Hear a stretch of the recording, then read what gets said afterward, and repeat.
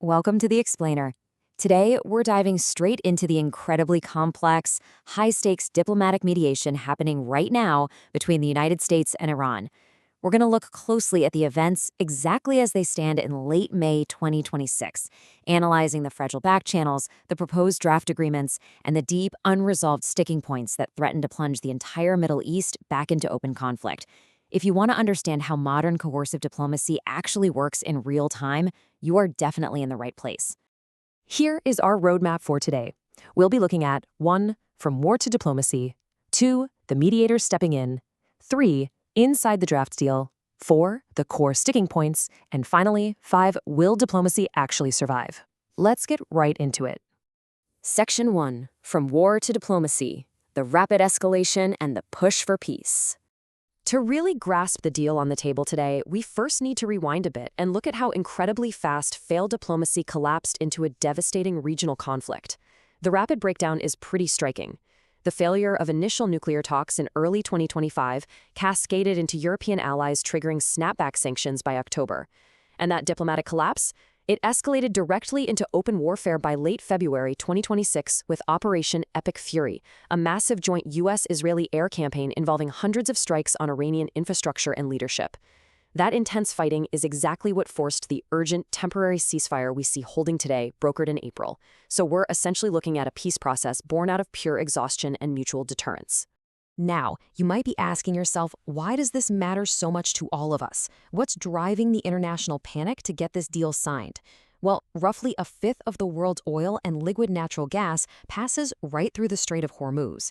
During the conflict, Iran heavily mined the strait, and the U.S. threw down a full naval blockade of Iranian ports. With 20% of the world's energy supply practically held hostage by this standoff, regional and global powers are absolutely scrambling to find an off-ramp before it plunges the global economy into a severe cost of living crisis. Section 2. The mediators step in, orchestrating the back channels.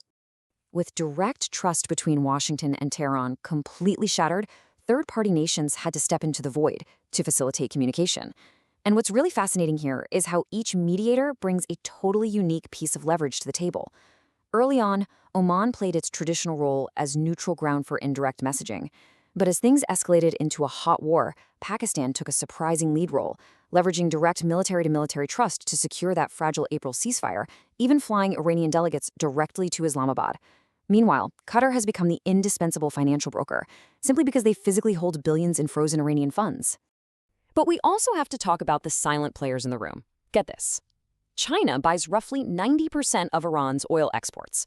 According to former U.S. Treasury officials analyzing this standoff, this represents a massive, unseen leverage point. If the United States decides diplomacy is dead and wants to apply maximum pressure, the real targets aren't just Iranian military bases, they're the Chinese financial networks and jurisdictions like Hong Kong that are providing the economic oxygen keeping the Iranian economy afloat. Section 3. Inside the draft deal, the proposed Memorandum of Understanding. So, with mediators frantically passing proposals back and forth, what exactly are they agreeing to? Let's take you inside the draft Memorandum of Understanding, or MOU, currently being debated between Washington and Tehran. The crucial point to understand here is that this MOU is absolutely not a permanent peace treaty. It is a temporary, phased truce designed to stop the shooting and buy time. Step 1 is a 60-day ceasefire extension, during which Iran agrees to clear the mines and reopen the Strait of Hormuz, and the U.S. lifts its naval blockade. That unlocks a 30 to 60-day window where the truly difficult negotiations regarding Iran's nuclear program and broader U.S. sanctions can actually take place without missiles flying. On top of that, this draft deal attempts to cool down the entire region. It requires both sides and their allies to declare an immediate and permanent halt to military operations on every single front. Significantly, sources indicate this explicitly includes freezing the heavy fighting between Israel and Hezbollah in Lebanon.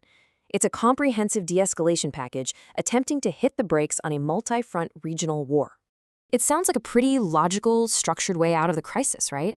If the framework is laid out so neatly, you've got to be asking, why on earth hasn't this been signed yet? Section 4, the core sticking points, drawing the red lines. This brings us to the hardest part of the explainer, the absolute red lines, where these two adversaries are totally deadlocked. Looking at this impartially, we see a massive gap regarding the nuclear file. The U.S. is demanding a strict zero enrichment standard, and insists on the physical removal of Iran's highly enriched 60% uranium stockpile to a third country, like Russia. Iran, conversely, flatly refuses to transfer its nuclear material abroad, claiming a sovereign right to peaceful enrichment, and is only offering to temporarily dilute the uranium domestically. It's the classic immovable object, meaning an unstoppable force. Then, there's the money. We are talking about $12 billion in frozen assets held in Qatar. Iran is demanding immediate, unhindered access to that cash as a strict precondition for even signing the temporary MOU. They want the financial relief up front. The U.S., however, is deeply wary of releasing those funds immediately and is insisting on a phased, highly conditional release tied strictly to verified compliance milestones. And on the critical Strait of Hormuz, the divide is equally stark. The U.S. demands a return to the status quo, immediate, unrestricted, free access for global shipping. Iran, on the other hand, is using this exact moment to try and establish a new normal. They are pushing for a recognized sovereign administration of the strait, floating proposals that would require non-friendly ships to register and potentially pay security fees or tolls for transit. Section 5. Will diplomacy survive? The internal pressures and skepticism. These are incredibly wide gaps to bridge.